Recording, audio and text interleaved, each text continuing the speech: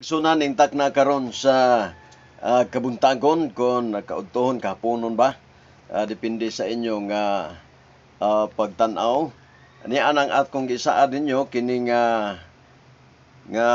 libro mga kaigsuonan. Kung dili mo maka-order nini, maminaw lang mo kay akong basahon unya magapaminaw mo nya ako pong dungagan mga igsuon, no. Dili nato ni mahurot dunay part 1, part 2, part 3, part 4 o depende kano sa amuhuman.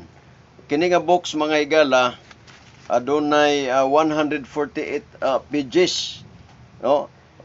Hinaot ko nga mahuman nato ni bisag sa part 3 lang mga igsuon. Unya ang ato nga mga table of contents mga pasiuna nya dunay hibalui ang mahinungdanong prinsipyos paghubad.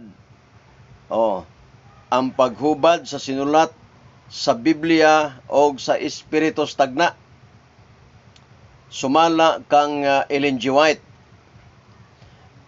Unya, ang uban, mga importante nga mga prinsipyos paghubad. Page 6, page 5 ug 6, then page 9. Unya, isyo sa dili paghaling og kalayo sa adlong igpapahulay, page 16. Ang isyo sa pagluto og pagkaon sa adlong igpapahulay, page 18.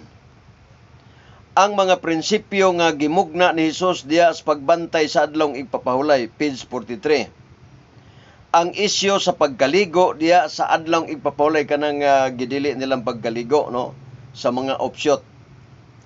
Ang isyo, page 52, ang isyo mahitungod sa istrikto nga pag-vegetarian, page 60. Ang Biblia si Kristo ug ang pagka-vegetarian, mo gyapon page 60. Si Daniel ug ang pagka-vegetarian, page 65. Okay. Si Apostol Pablo ug